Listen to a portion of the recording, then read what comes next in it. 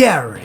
Ash hurls the name like an accusation as the brown-haired boy saunters towards him and Serena, his usual smirk plastered all over his face. Gary sarcastically applauds that Ash can recognize faces. Well done, that makes him about as smart as a Pidgey.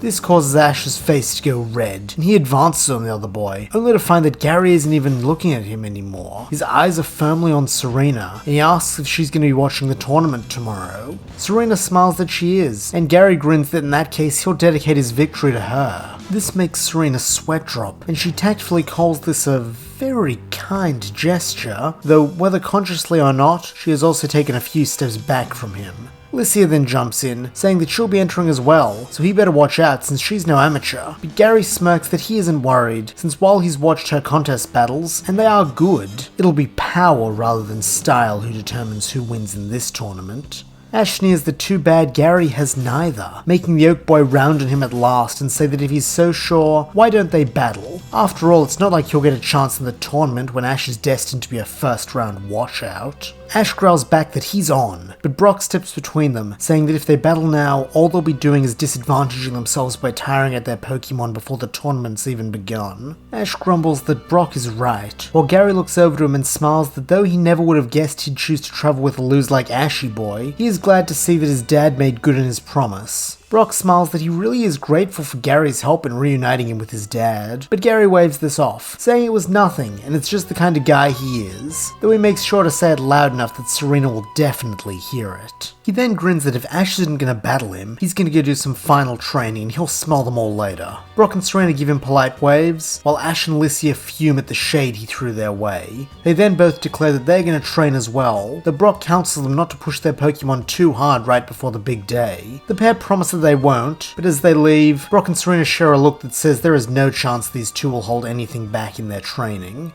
The climate in Rota is lovely, and so the next day is sunny and warm with a pleasant breeze that invigorates Ash when he throws open his windows. Though the tournament isn't meant to start until noon, the group head over to Cameron Palace bright and early, since Serena heard from Nurse Joy that it's encouraged for participants and their friends to dress up in outfits from the days of the Guardian. Serena picks out her outfit first, choosing a dress based on one commonly worn by the Queen Sir Aaron served, while Ash dresses as Sir Aaron himself. Brock dresses like a member of the nobility, but the biggest shocker is Licia, who dons a full suit of armor, which prompts Brock to call her the fairest knight in all the land. Licia beams at this compliment, as Serena asks Ash if he likes her outfit as well. Ash replies that yeah, it really suits her, though Serena notes with a pang how there isn't the same sort of admiration in his voice as Brock's. The group then use the remainder of their free time to explore the stalls set up in the castle courtyard, with Ash being particularly interested in the various food vendors from around the world. Serena and Licia each try something from the other's home region to deepen their friendship, while Brock quickly grows enamored with a Galarian curry and ardently requests the recipe. However, when Licia comes over to see what has Brock so excited about this curry, she realizes that it's actually the pretty saleswoman that has Brock's attention, and this puts her in a testy mood for the rest of the morning. Eventually it comes time for the tournament to begin, and so Ash, Licia and Brock all converge in the contestants area, while Serena makes her way to the stands to watch and cheer them on. The current Queen of Rota, Lady Eileen, then proceeds to lay out the rules of the tournament, that it will be a series of single elimination battles, in which each trainer can only use one Pokemon. However, there is a catch. They must use that same Pokemon for the entirety of the tournament, making this a trial of endurance as well as strength. Though for the trainer who can persevere and climb to the top of the ladder, a great honor awaits them. They shall be named this year's Guardian of the Aura. This sends up a cheer from the audience, as down below a new determination crosses each of the battlers' faces. They then all pull lots to determine their placing in the first round, and to Ash's relief, he can see that he won't have to battle any of his friends for a while. However, on the flip side, he also calculates that in order to get his battle with Gary, both of them will have to make it to the finals. A tall order, but one he is confident he can fill. The first battle plays out relatively quickly, with the winner sweeping her opponent with ease, and after that it's Ash's time to shine. To his amusement, he is paired with youngster Joey from yesterday's contest, and so while Joey brings out his Rattata, Ash puts his trust in Pikachu. Quick as a flash, Pikachu leaps from his shoulder and zips forth with a quick attack to slam into Rattata's body. Then, Well, then the battle ends, since Joey's vaunted top percentage Rattata is knocked out in a single hit. Ash honestly considers this battle to be a bit of a letdown, and so slinks back to the waiting area, tagging out with Brock, who is next. Brock brings out his Onyx, who goes up against an opponent's Bellsprout. Everyone expects this to be another boring battle with the giant rock snake crushing the tiny bell pepper into salsa in no time flat. But when Brock has Onyx use Rock Throw, the small grass type limbos underneath the boulder, avoiding all harm. This causes murmurs in the crowd as Brock tries another rock throw, but like the first it is avoided. Bellsprout then responds with a Razor Leaf, and as the volley of super effective leaves strike the snake, it roars in pain. Bellsprout then dashes in and uses Slam to drive Onyx into one of the arena walls. Onyx slumps, and so Bellsprout presses its advantage, firing a pair of vines from its palms which whip the defenseless rock type, causing major damage. Desperately, Brock yells for Onyx to get out of there, and this is exactly what it does, tunneling underground. Bellsprout is wise enough not to follow, and so has to halt its assault until Onyx bursts up from underneath it, sending the fragment of battlefield it is standing on flying into the air. Bellsprout's trainer remains calm, and she tells it to use Razor Leaf to ride into Onyx. Bellsprout does as it's told, firing off another bladed leaf, then leaping onto it, and with its light frame successfully managing to ride the leaf right up until it makes contact with Onyx's face. However, as Bellsprout lands, Brock notices its footing is a bit more unstable due to the unevenness of the ground after Onyx tunneled through it. This gives Brock an idea, and so he tells Onyx to use Dig to tear up the whole battlefield. Onyx faithfully obeys, burrowing in but staying close to the surface so that the fin on its head pokes out and cleaves through the ground like a plow. Each time the giant stone fin comes near Bellsprout, it dodges, but each dodge is a little shakier as the ground becomes more and more unstable. Finally, Bellsprout missteps, moving backwards only to find that its foot is in another of the trenches Onyx has made. For a moment it wobbles, but this opening is enough for the gym leader, and he has Onyx dive deeper, before surfacing beneath Bellsprout and clamping its jaws around the grass-type's spindly body. When Onyx opens its mouth, the very unconscious Bellsprout tumbles out, and so Brock is proclaimed the third trainer moving on to the second round. A brief intermission is then called while Palace staff restore the battlefield, and so Brock returns to his friends, grinning at how much fun it is to battle without all the stipulations put on a gym leader, while assessing trainers to see if they're ready for a badge. Ash says he's happy for him, but Licia doesn't speak to Brock, instead going off to talk with Serena. Ash asks Brock if he knows what that's all about, but Brock shakes his head, clearly as mystified as Ash. Being practiced craftsman, the restoration only takes about half an hour, and so before long Licia is told to take her place. Like Ash, she chooses her Pikachu, this time dressed in a cute blue dress and bonnet, while her opponent picks an Electabuzz, sneering that he thought the dress-ups were meant to make the Pokemon look old-timey, not old and dorky. This aggravates Pikachu, who begins to angrily fire off a hail of icicles at both the Electabuzz and its trainer. Yelping and hopping around to avoid getting skewered, the trainer snaps at Lissy to control her Pokemon, but the Zootopolean grins that everything is perfectly under control, so why doesn't he take a break from telling her how to be a trainer to tend to his own Pokemon? The other trainer gives her a gormless look, until he sees that Electabuzz has not been keeping up with his dodging, and now has both arms crossed over its face to protect from the icicle crashes, all of which are scoring direct hits. The Electabuzz trainer then calls for a Thunder Punch, and Electabuzz does manage to use this to knock away the icicles as it charges in, but thinking fast, Licia has Pikachu use Quick Attack to dart between its legs before charging up a giant icicle. Electabuzz, being just as oafish as its trainer, spins around just in time to receive the full brunt of the attack to the face, and so is swept off its feet and goes flying into the wall of the stadium for a KO. The crowd cheers for Licia and Pikachu, and when they meet in the middle of the field, they pull off a cute pose straight out of their contest playbook to really cement themselves in the hearts of the audience. Speaking of hearts, the final battle of the first round pits Gary the would-be Casanova against a trainer with a Grand Ball, but it seems this plays directly into Gary's hand, as with a flourish of his costume's cape, he declares that what is a knight without his queen? He then chooses Nidoqueen to be his partner in the tournament. Nidoqueen bellows and at Gary's command charges at Grand Ball with a superpower, slamming into it with tremendous force that sends them both hurtling into a wall. However, Grand Ball can't be taken out this easily, and so retaliates with an Ice Fang that makes Nidoqueen shriek as the Bulldog lays into it with a volley of Brick Breaks. This forces some distance between the bulky Pokemon, and in this lull, Ash whispers to his friends, asking how they think Gary got such a powerful Pokemon this early into his journey. Licia shrugs, saying that maybe he traded for it, while Brock can only confirm that Gary didn't use it when they battled at his gym. By now the battle is resumed in earnest, with Nidoqueen using Sludge Wave to coat the entire field in noxious purple ooze. This scares Granbull, who desperately tries to climb the stadium to evade the super effective poison attack, but its weight acts against it, and its claws cannot support it, resulting in it falling into the goo, and twitching as the poison gets into its system. Gary then confidently declares that this match will be over in 3 more moves at most, so his opponent should stop wasting time and just forfeit already. The Granbull Tran does not take kindly to being spoken down to by some brat, and so orders another Ice Fang. Granbull charges at Nidoqueen, but this time the draw Pokemon sidesteps the attack, as Gary counts down 1. He then has Nidoqueen respond with Superpower, causing it to punch Granbull squarely in the jaw and send it flying as he smirks 2. Nidoqueen then redirects its superpowered fist into the ground, and a crack shoots forth, before a geyser of flame and now toxic ooze bursts underneath Granbull's flying body, catching it and knocking it out long before it even hits the ground. 3. Everyone is awed by this display of power, but Gary doesn't spend long reveling in adulation. Instead he simply pats Nidoqueen's head to express his thanks, and returns it to its ball as he moves back towards the waiting area. Thus ends the first round, and so after another brief intermission, the second round begins with Ash versus the girl whose battling he admired at the start of the tournament. When they meet on the field, Ash introduces himself with a smile, and the girl does likewise, saying that her name is Misty. Ash beams it's a pleasure to meet her, and Misty says the pleasure, along with the victory, are all hers. Like before, Misty uses her Starmie, while Ash has Pikachu take to the field for him. The pair of Pokemon eye off for a moment, then as one they attack. Thunderbolt and Bubble Beam meet in the center of the field, then go off with a bang, creating a cloud of smoke that blankets everything.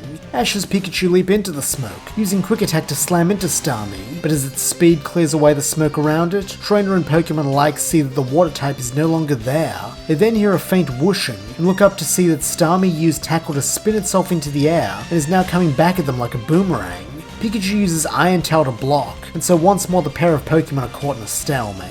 As they break apart, Ash and Misty each call for a return to their first attack, and so once more Bubble Beam and Thunderbolt collide. However, this time on detonation, Ash's Pikachu use a full power Thunderbolt to clear away the smoke. This covers the whole field, striking Starmie before it can launch itself again, and so Ash presses advantage by having Pikachu get in close with Quick Attack. Pikachu slams into the water type's gem face and it goes staggering back, but Misty doesn't miss a beat, having Starmie retaliate with Psywave. A ring of psychic energy hits Pikachu and sends it spinning into the air, where Misty and her partner keep up the attack, trapping the electric rodent in a psionic whirlpool. Each hit does more damage to Pikachu, and the feisty electric type soon begins to weaken, groaning in pain from this onslaught. Helplessly, Ash watches on, trying to think of a way to save his best friend. When nothing comes to him, he looks around for help and spots Serena's worried face in the crowd. Serena's smart, what would she do? And then it hits Ash. Confidence returning, our young hero tells Pikachu to use Iron Tail to create a circle of air the same size as the Psywave. Pikachu does exactly this, using the force of its tail swing to fire off a ring of pressurized air, which flies at the Psywave and collides with it. The ensuing explosion blows Pikachu back, and this is part of the plan, as it now places outside of Psywave's range. Grinning, Pikachu lands on all fours, then launches off immediately, going for another Quick Attack. Misty smiles that Ash really should have learned from last time, and so calls for another Psywave to stop Pikachu, but Ash's smile doesn't falter, as at the last second he calls for agility. Suddenly, Pikachu vanishes, leaving only an afterimage which Psywave dissipates. Looking around, Starmie can't find it, but when the Starfish Pokemon turns around to check behind it, Misty spots the electric rodent clinging to Starmie's back. She tries to cry out and warn her friend, but it's too late, as at that exact moment, Ash has Pikachu use Thunderbolt, which at point-blank range is enough to knock Starmie out. Ash and Misty shake hands, and promise to battle again someday, while behind them, Brock and Lycia take to the field for their match. Lycia still seems mad, so Brock asks his friend if she's alright, but Lycia snaps that she's fine, and that the audience paid to see them battle, not prattle, so we should bring out Onix already. Brock sweat drops at this harsh rebuke, but does as he's told and so chooses Onix, while Lycia has Pikachu take to the stage in the luchador costume she lent to Ash's Pikachu back at the gym.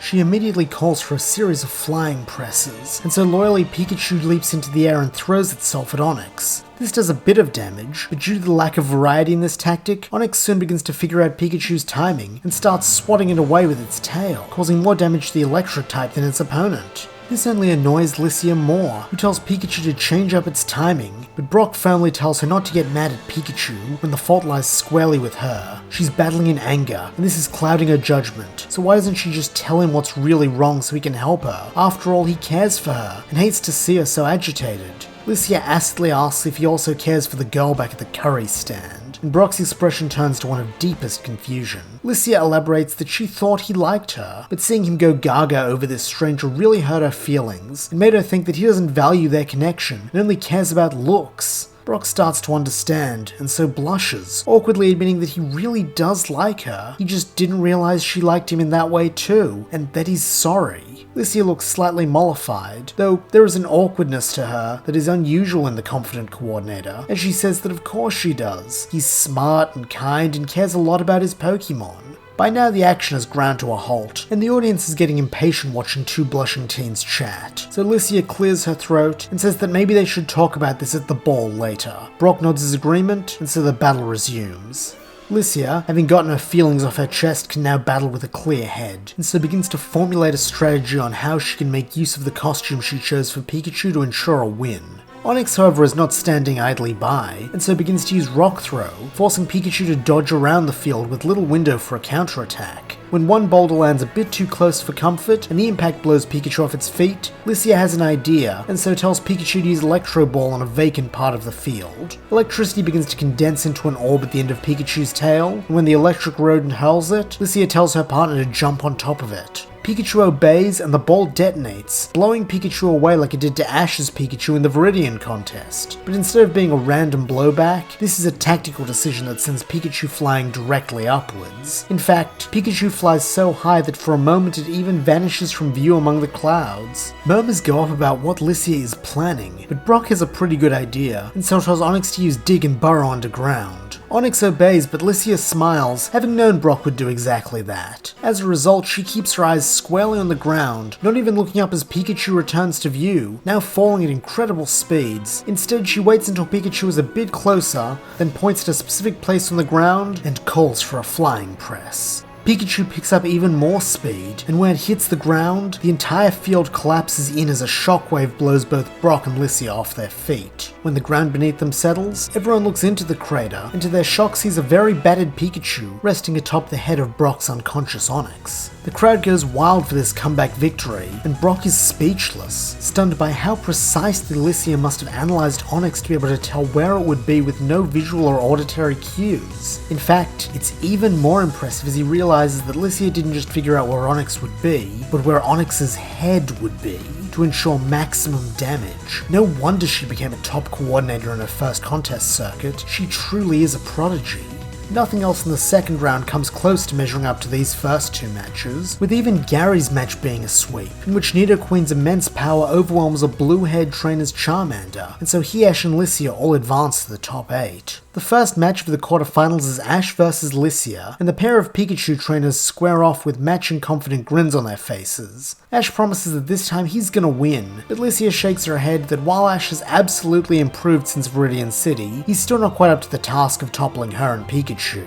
Ash grins at his friend to bring it on, and so the battle begins. Ash and Licia seem to be on the same wavelength, as in unison they both call for Quick Attack. The pair of Pikachu burst forth, slamming into each other head first, and it appears as though their powers are evenly matched, resulting in their trainers switching tack to electric attacks. Thunderbolt and Electro Ball collide, and the resulting explosion pushes the Pikachu back. Cosplay Pikachu, back in its Rockstar attire, then goes in for a Meteor Mash, but Pikachu remembers the pain of that well enough to block with an Iron Tail.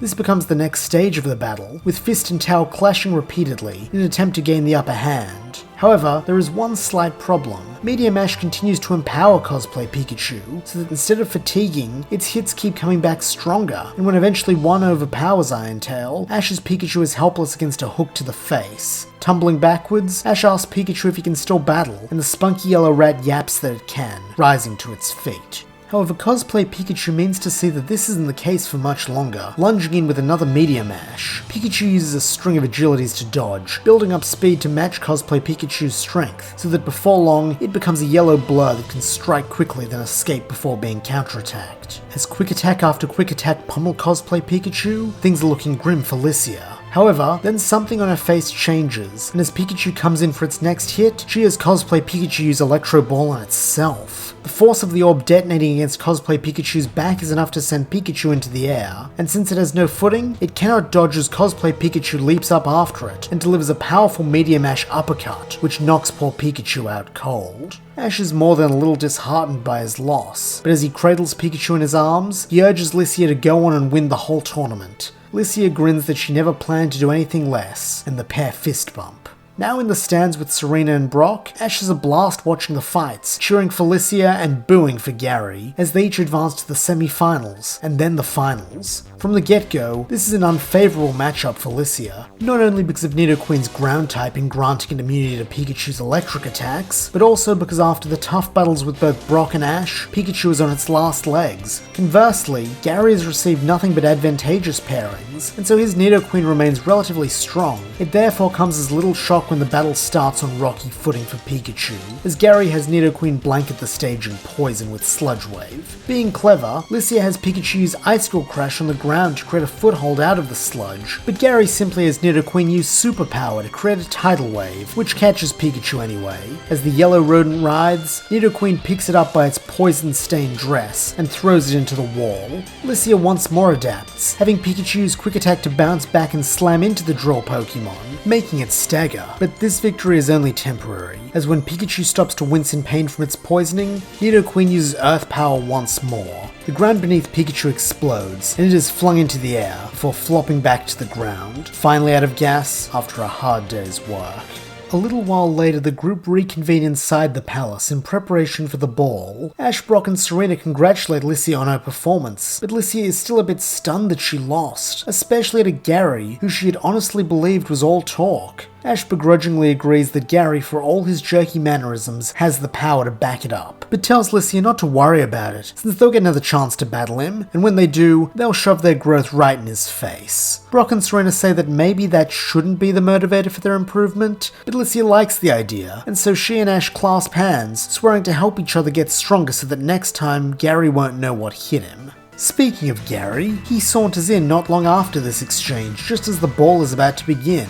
Smirking, he pulls Ash aside and whispers in his ear that tonight he's going to ask Serena to dance with him, and he's pretty sure she's not going to say no to the honorary guardian of the aura. After that, it'll only be a matter of time until she realizes everything is better with him, and then she'll ditch his loser group and travel with him instead. Ash says to dream on, since Serena's way too smart to travel with a jerk like him, but Gary leers that they'll just have to wait and see. He then steps away from Ash, clearing his throat to get Serena's attention as he approaches her. However, before he can speak, the headmaid of the palace grabs him by the back of the shirt and tells him that unfortunately he will not be dancing. As the guardian of aura, it is his duty to sit on the throne overlooking the ball and look dignified. As Gary is dragged away, Ash gives his rival a sarcastic little wave and pokes out his tongue.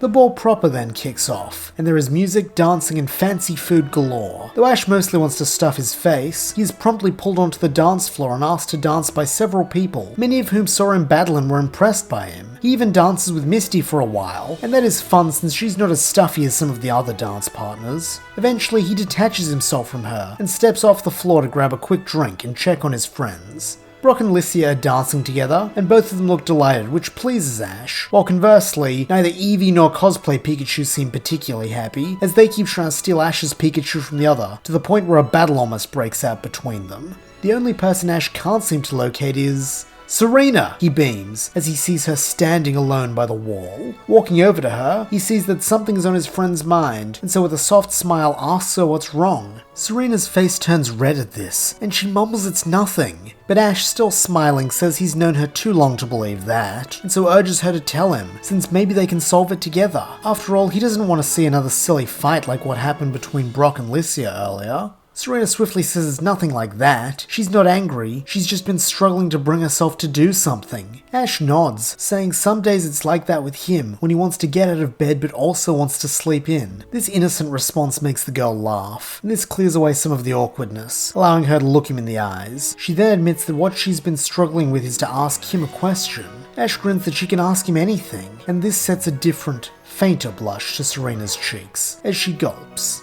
Ash doesn't drop his gaze, and so after a deep breath, Serena does the only thing she can think of and shouts her question before she loses her nerve. Would you like to dance with me? Ash laughs and says, was that all? Of course he'll dance with her. He then places his hand in hers and slowly leads her out to the dance floor. The number playing at this point is a slow dance to wind the night down, and so Serena rests her head on Ash's shoulder as the pair begin to sway to the music. Though this is not exactly how she imagined their first dance, it still makes her heart soar, and in that moment, everything is perfect.